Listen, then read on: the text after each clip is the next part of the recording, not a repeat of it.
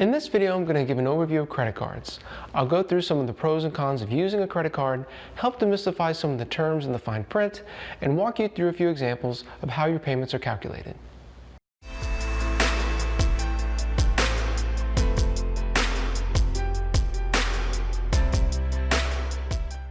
Hey everyone, this is Michael Tortorich and thanks for tuning in. Just a quick note on the video before we get started. These videos are designed to complement my book, Running the Numbers, a step-by-step guide to life's major financial decisions. Each video corresponds to a chapter or section in the book, and the idea is to review the chapters and use these videos as a platform to add some additional color around the examples where it just wouldn't have been practical to do in the book. So to check out the book or additional videos, take a look at the links in the description below, or you can visit my website at michaeltortorichfinance.com. So getting a credit card is usually one of the first major financial decisions that most of us will make. In part one of this video, what we're going to do is look at what actually happens when you use a credit card, discuss some of the pros and cons. I'll then walk you through some of the key terms in the fine print, and lastly, go through a few examples of how your interest is calculated. So what is a credit card? To most people, a credit card is just a rectangular piece of paper that lets you buy things without using cash. However, in actuality, whenever you use a credit card, you're actually taking a short-term loan from the bank. Now, I know buying a coffee at Starbucks doesn't really fit most folks' idea of taking out a loan, but that's in fact what you're doing. Now, there's nothing wrong with using a credit card, and to be honest, I can't imagine life without one. And without credit cards, there'd be no online shopping, and you'd still have to carry around cash to pay for everything. So, credit cards definitely make our life much more convenient. However, that convenience comes at a cost, and that's because credit cards are an extremely expensive way to borrow. A typical interest rate on a credit card can range anywhere from 15 to 25%. Now, most credit cards won't charge you interest if you pay your balance in full every month. So if you're disciplined, you can have all the advantages of a credit card without any of the cost. But if you're not, you better be prepared to pay through the nose in interest. So speaking of interest, let's jump into the fine print. And the fine print can definitely be a bit scary, but I'm going to show you that there are really just a few key terms you need to know to navigate your way through. So I've pulled up the Chase Sapphire Preferred card, and just as a side note, I don't endorse any particular card, but as the Chase Sapphire Preferred is a pretty popular card, I decided to use it as an example. So for any credit card, there are usually two sets of fine print, the offer details and the pricing and terms. The offer details explain any rewards the card offers, and this is going to be unique for each credit card, so I'm not going to go into any kind of detail here, but usually this section is pretty self-explanatory. If we take a look, it'll explain any bonus for sign-up, how you're going to earn rewards, and then any other perks of the card. Next, you have the pricing and terms.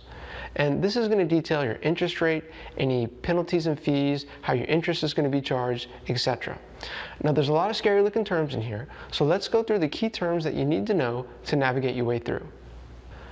The first thing you'll usually see at the very top of the pricing and terms is your annual percentage rate. And going forward, I'm going to call this an APR for short. And this is simply the yearly interest rate that you'll be charged. Now, most credit cards are going to have a range, and they're going to charge you somewhere in that range depending on your credit score. And your credit score is a number based on your financial history that indicates your creditworthiness. In other words, how likely are you to pay your bills and pay your bills on time? And the higher your credit score, the lower the risk premium that's going to be added to your APR.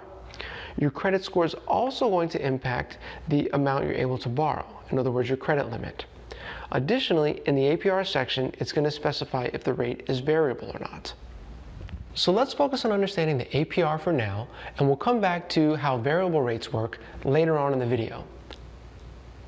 Also, I know credit scores are a topic that folks always have additional questions on, so make sure and stick around to the end of the video because I'll also share with you an overview of credit scores, what metrics are looked at to calculate them, and then lastly I'll give you a few tips on how you can boost your credit score. So the APR, as the name implies, is your annual interest rate, and interest rates by default are always stated annually.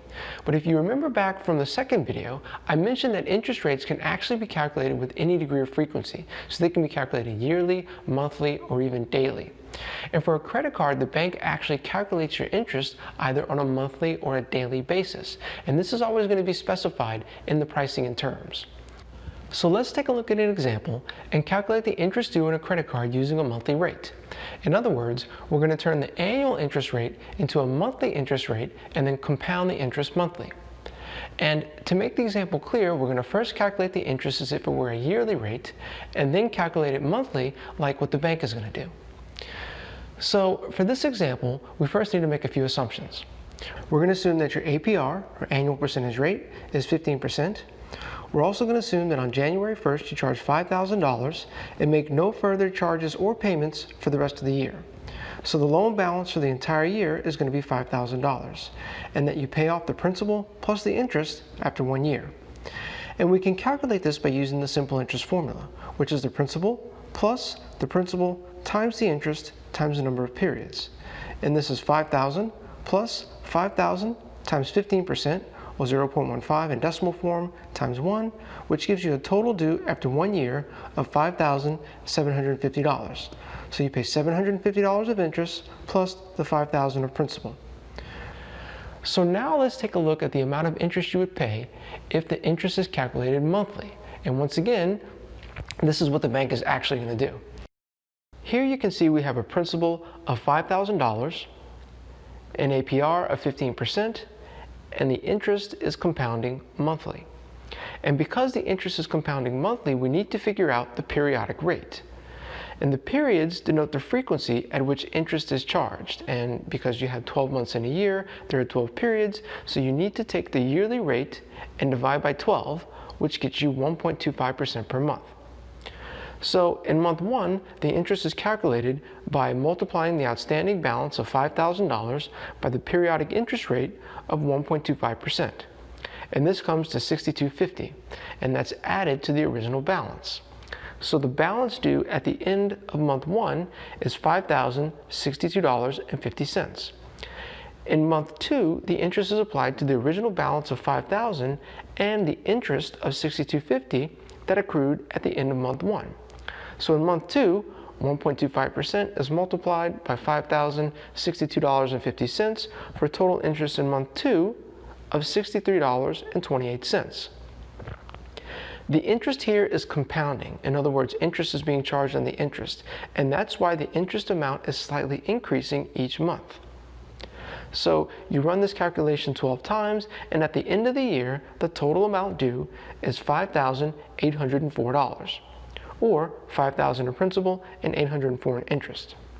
Now you can also use the compound interest formula, which is the principal times 1 plus the periodic interest rate to the power of the number of periods. And this is 5,000 times 1.0125 to the 12th power, which is $5,804. So because of the monthly compounding, the interest is $54 more than the total amount due when the interest was only charged once per year. And this compounding increases your effective interest rate. This is usually referred to as the annual percentage yield, and increases it to 16.08%, which is higher than the advertised APR of 15%. So in summary, if interest is charged more frequently than once per year, your effective interest rate, also known as your annual percentage yield, is always going to be higher than the advertised APR. So in the previous example, we assumed you charged $5,000 in day 1 and had no further activity on your credit card for the rest of the year. And while that assumption is helpful for understanding how to run the numbers, in reality, we make charges and payments much more frequently than once per year. So now let's take a look at how the bank comes up with the interest to charge when the balance fluctuates throughout the billing cycle. And to do this, the bank is going to use one of two methods. The first is the average daily balance method, and the bank will use the weighted average balance outstanding for the billing cycle, and this is usually a month, and multiply that times the periodic interest rate. In this way, your interest is being compounded monthly. The second way is the daily balance method, where the bank will compound the interest daily based on the amount outstanding. And the method the bank uses will always be specified in the pricing and terms of your credit card agreement. So if we jump back to the Chase Sapphire Preferred card, you can see here they're using the average daily balance method.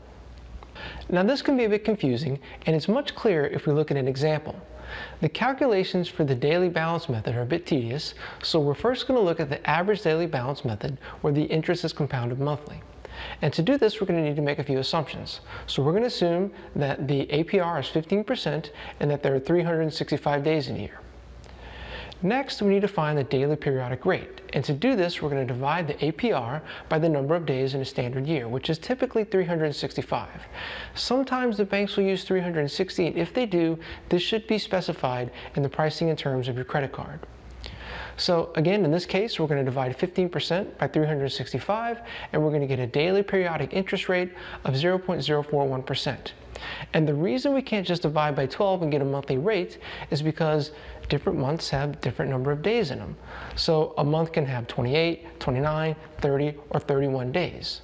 So we'll first need to get a daily rate, and then we can later apply it to the actual number of days in the month. Next, we need to calculate the average daily balance. And in order to do that, we need to know the amounts charged and when. So let's assume the following.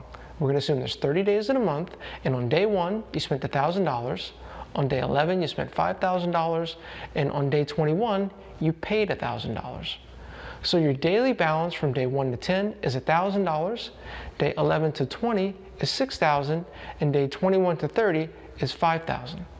So to find the average daily balance, we're simply going to take a weighted average. And we can do this by adding the daily balance for each day in the billing cycle and dividing that by the number of days in the billing cycle.